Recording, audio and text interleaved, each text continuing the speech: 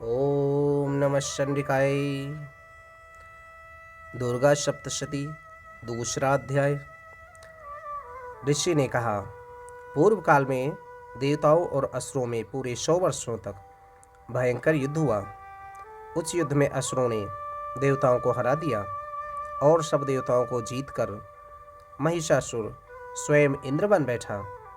तब हारे हुए देवता ब्रह्मा जी को आगे कर भगवान विष्णु और शंकर जी के पास गए और अपनी पराजय और महिषासुर के बल व प्रताप का संपूर्ण समाचार सुनाया।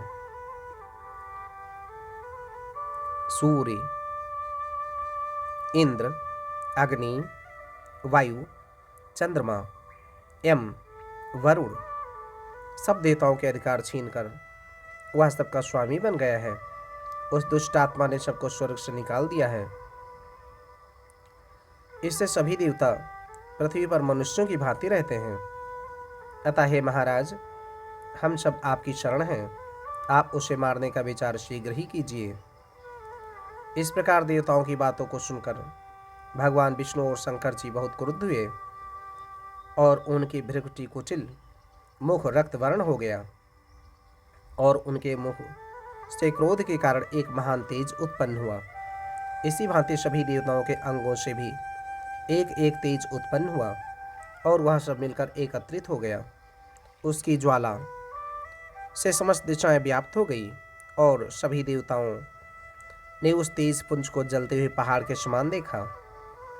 समस्त देवताओं के शरीर से निकला हुआ वह एकत्रित अतुल तेज अपनी ज्योति से तीनों लोकों में प्रकाश करता हुआ एक स्त्री के रूप में परिणित हो गया। भगवान शंकर के तेज से उस स्त्री का मुख बना, यमराज के तेज से उसके केश, विष्णु के तेज से भुजाएं बनी, दोनों स्तन चंद्रमा के तेज से, कमर का मध्य भाग इंद्र के तेज से, जंघा और पिंडली वरुण के तेज से, पृथ्वी के तेज से दोनों नितंब, ब्रह्मा जी के तेज से दोनों चरण, सूर्य के तेज से पांव की अंगुलियां, वसु के तेज से भुजाओं की अंगुलियां, नासिका कुबेर के तेज से, दांत प्रजापति के तेज से और अग्नि के तेज से तीनों नेत्र उत्पन्न हुए। संध्याओं के तेज से दोनों भौं, पवन के तेज से कान, इसी प्रकार अन्य अन्य देवताओं के तेज से शिवा कल्याणकारी देवी की सृष्टि हुई। संपूर्ण देवताओं के तेज पुंज से उत्पन्न हुई देवी को देख महिषासुर द्वारा सताए हुए सभी देवता अत्यंत प्रसन्न हुए। तत्पश्चात शंकर जी ने अपने त्रिशूल में से एक त्रिशूल और भगवान श्री कृष्ण ने एक चक्र दिया। वरुण ने शंख, अग्नि ने शक्ति, वायु ने धनुष और बाणों से भरे हुए तरकश प्रदान किए। इंद्र ने अपने वज्र में से निकालकर वज्र और आयुध दिया तथा ऐरावत हाथी से उतारकर एक घंटा प्रदान किया। यमराज ने कालदंड, वरुण ने पाश, स्फटिक की माला प्रजापति ने और ब्रह्मा जी ने एक कमंडल प्रदान किया। देवी के समस्त रोमकूप में सूर्यदेव ने अपनी किरणें भर दी। काल ने चमकता हुआ खड्ग और ढाल भेंट किया। क्षीर सागर ने उज्ज्वल हार और 2 दिव्य वस्त्र, चूड़ामणि, कुंडल और कड़ी दिए। शुभ्र अर्धचंद्र सब बाहुओं के लिए केयूर, पैरों को सुंदर नूपुर, गले की सुंदर हंसली तथा संपूर्ण अंगुलियों में रत्न जड़ित अंगूठियां प्रदान की। अत्यंत निर्मल फरसा विश्वकर्मा ने भेंट किया और विविध भांति के अस्त्र और अभेद्य कवच दिए। समुद्र ने हृदय तथा गले में पहनने के लिए कभी न मैली होने वाली कमल की माला दी और सुंदर कमल के पुष्प प्रदान किए। हिमालय ने सवारी के लिए सिंह और अनेक प्रकार के रत्न प्रदान किए। मदिरा से भरा हुआ पात्र कुबेर ने दिया। भूमंडल को धारण करने वाले नागराज शेष ने महामणियों से सुशोभित एक अनुपम हार दिया। इसी प्रकार अन्य सभी देवताओं ने भी विविध भांति के आभूषण तथा आयुध प्रदान किए। तब भगवती देवताओं से भली भांति सम्मानित होकर बार बार ऊंचे स्वर से अट्ठास करती हुई गर्जन करने लगी, जिससे सारा आकाश गूंज उठा। भगवती की गर्जना कहीं समा न सकी और उसकी ध्वनि से संपूर्ण विश्व और सागर कांप उठे। संपूर्ण पृथ्वी और पर्वत कंपित हो गए। उस समय सारे देवगण उस सिंहवाहिनी देवी की जय जयकार करने लगे। मुनिगणों ने भी भगवती की बड़ी विनम्रता से नतमस्तक होकर स्तुति की। इस प्रकार सारे विश्व को भयभीत देख असुरगण अपनी समस्त सेना सुसज्जित कर खड़े हो गए और महिषासुर क्रोध में आकर बोला, ये क्या हो रहा है? ऐसा कहकर सब अस्त्रों सहित उस भयंकर शब्द की ओर दौड़ा और उसने त्रैलोक व्यापिनी देवी को देखा कि देवी अपने पैरों से पृथ्वी को पाताल में दबा रही हैं और अपने मुकुट से आकाश को छू रखा है। उनके धनुष की टंकार से सारा पाताल कांप रहा है। भगवती के हजारों हाथों से संपूर्ण दिशाएं व्याप्त हो रही हैं। ऐसे देवी को देख अस्त्रों ने भगवती के साथ युद्ध करना प्रारंभ कर दिया। अनेक प्रकार के शस्त्रों के प्रहार से दसों दिशाएं गूंज उठी। उसी समय महिषासुर का सेना नायक चिक्षुर नामक दैत्य देवताओं से युद्ध करने लगा। चामर असुर चतुरंगणी सेना साथ लेकर तथा उदग्र राक्षस 60,000 रथ सैन्य को अपने साथ में लेकर युद्ध करने लगा। महाअनु राक्षस 1 करोड़ रथियों की सेना और 80 लोमासुर 5 करोड़ सेना साथ में लेकर युद्ध करने लगे। वाष्कल नामक असुर 60 लाख रथ तथा हजारों हाथी घोड़ों की सेना लेकर युद्ध करने लगे। वृत्त नामक असुर 1 करोड़ रथ की सेना को साथ लेकर विराल असुर 1 करोड़ 50 लाख सेना लेकर और भी असुर अयुत सेना रथ हाथी घोड़ा साथ में लेकर देवी से यह युद्ध करने लग गए। महिषासुर भी श्री भगवती के साथ युद्ध करने के लिए करोड़ करोड़ हजार रथ हाथी और घोड़ों की एक सेना साथ में लेकर युद्धभूमि में आ जुटा। वे राक्षसगढ़ धूमर भिंदीपाल शक्ति मूसल खड़क फरस आदि 25 हथियारों से भगवती के साथ युद्ध करने लगे। अनेक दैत्य भगवती के ऊपर शक्ति फेंकते और कई पाश फेंकते थे। अनेक राक्षसों ने तो भगवती को तलवार से मारने को प्रहार किया, तो उसी समय देवी ने राक्षसों के अस्त्र शस्त्रों को साधारण और खेल खेल में काट डाला। तदनंतर देवता और ऋषियों ने देवी की प्रार्थना की। तब देवी ने प्रसन्न हो राक्षसों पर अस्त्र शस्त्रों की वर्षा की और देवी का वाहन सिंह भी क्रोधित हो जंगल में दावा नल के सदृश राक्षसों की सेना का विनाश करने लगा। युद्ध करते हुए भगवती ने जितने श्वास छोड़े, उन प्रत्येक श्वासों से भगवती के सैकड़ों हजारों गण उत्पन्न हुए और फिर वे भिंदीपाल फरसा पट्टिश आदि अस्त्र शस्त्रों से युद्ध करते देवी की शक्ति द्वारा असुरों का विनाश करते ढोल शंख मृदंग बजाने लगे। अनंतर भगवती ने त्रिशूल गदा और तलवार से सैकड़ों महाअसुरों को मार डाला। कुछ असुरों को घंटे की आवाज से मोहित कर लिया, कुछ को पास में बांधकर पृथ्वी पर घसीटा और कुछ को खड़क से टुकड़े टुकड़े करके फेंक दिए।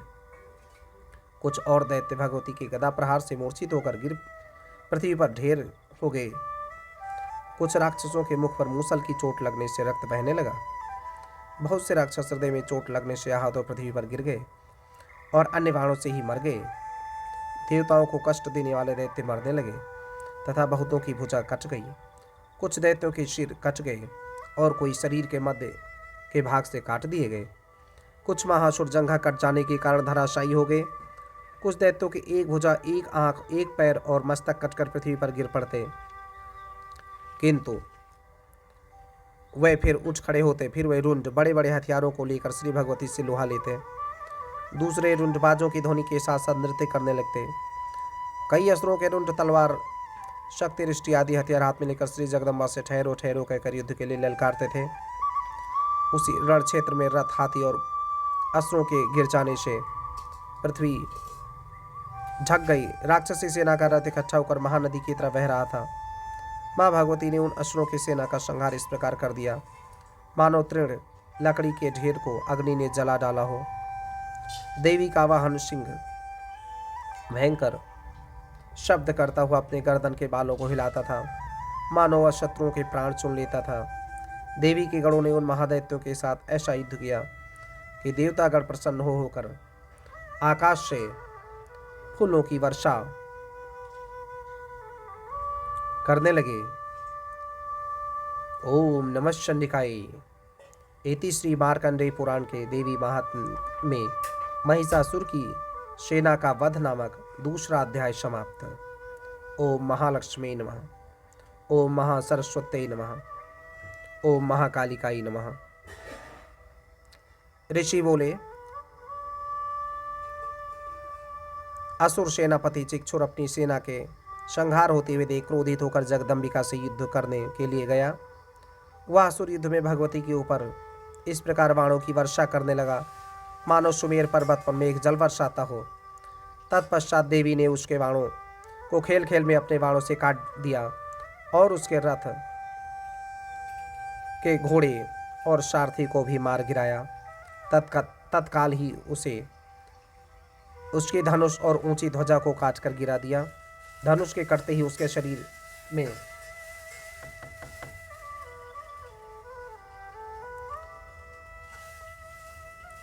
बाणों से घाव कर दिया।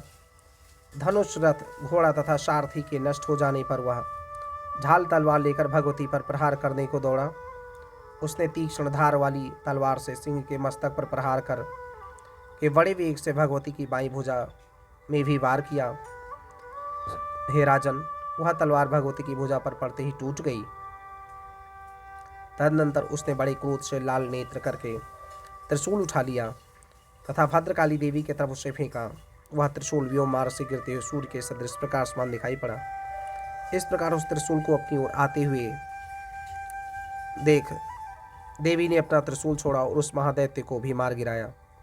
जब चिक्षुर मारा गया तो देवताओं का शत्रु चामर हाथी पर बैठकर भगवती से युद्ध करने के लिए उद्धत हुआ और उसने देवी के ऊपर शक्ति को फेंका, परंतु जगदम्बा ने उसे हुंकार से निष्प्रभ करके पृथ्वी पर फेंक दिया।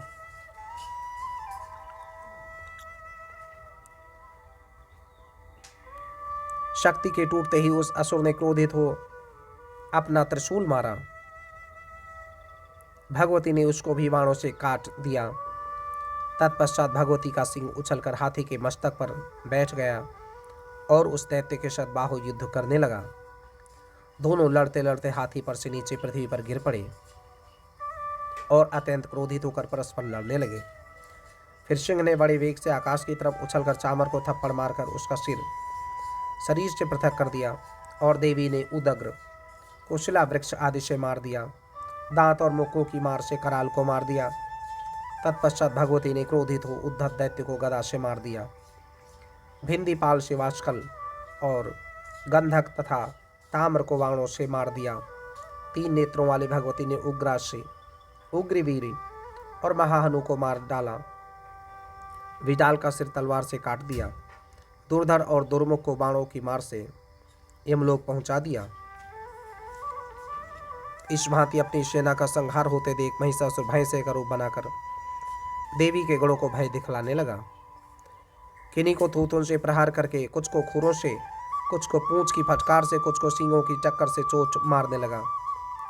किसी को तेज दौड़कर, किसी को गर्जना करके, किसी को चक्कर देकर तथा किसी किसी को श्वास की वायु से पृथ्वी पर पटकने लगा।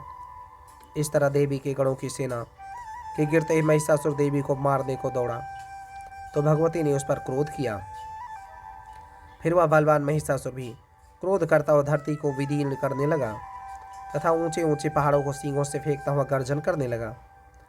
उसके वेग से दौड़ने से पृथ्वी फिरने लगी और पूंछ की फटकार से सागर का जल चारों तरफ फैलने लगा। सींगों की चोट से मेघों के खंज खंज हो गए और श्वास की वायु से उड़े हुए सैकड़ों पर्वत आकाश से नीचे गिरने लगे। इस प्रकार क्रोधयुक्त उस महिषासुर को आते हुए देख चंडिका देवी ने उसको मारने के लिए क्रोध किया और भगवती ने पाश को फेंका। वह असुर उस पाश में बंध गया। पास में बंधते उसने अपना भैंसे का रूप त्याग दिया और सिंह का रूप धारण कर लिया। जैसे ही भगवती उसका सिर काटना चाहते थे वैसे असुर तलवार ले मनुष्य रूप में हो गया। तब भगवती ने बाणों की वर्षा करके ढाल तलवार सहित उसके मनुष्य रूप को भी काट दिया। तब वह हाथी के रूप में उत्पन्न हो गया और उसने भगवती के सिंह को अपनी सूंड से खींच खींच कर गर्जन करने लगा। भगवती ने तलवार से उसकी सूंड को काट दिया। तदनंतर वह महिषासुर फिर भैंसे का रूप धारण करके त्रैलोक में सभी चराचर मात्र को पहले की तरह कष्ट देने लगा।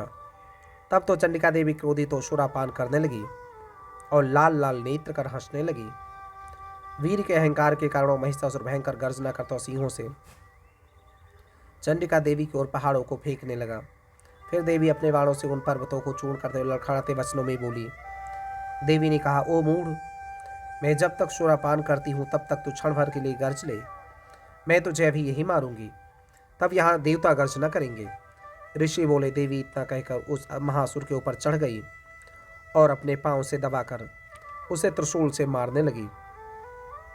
वह असुर भी देवी के पैरों से दबा हुआ अपने मुंह की ओर से दूसरे रूप में आधा बाहर को निकलने ही पाया था कि भगवती ने अपने बल पराक्रम से उसे रोक लिया। आधा निकला हुआ महादैत्य जब भगवती से युद्ध करने लगा तो देवी ने अपनी तलवार से उसका सिर काट डाला। तदनंतर हाहाकार करती हुई दैत्यों की समस्त सेना भाग गई, जिसे देखकर समस्त देवगण बड़े प्रसन्न हुए और दिव्य महर्षियों के साथ सभी देवगण भगवती की प्रार्थना करने लगे और गंधर्व राजगाने तथा अप्सराएं नृत्य करने लगी। इति श्री मार्कंडेय पुराण के देवी महात्म्य में महिषासुर वध नामक तीसरा अध्याय समाप्त। ओम महालक्ष्मी नमः। ओम महासरस्वती नमः। ओम महाकालिकाई नमः।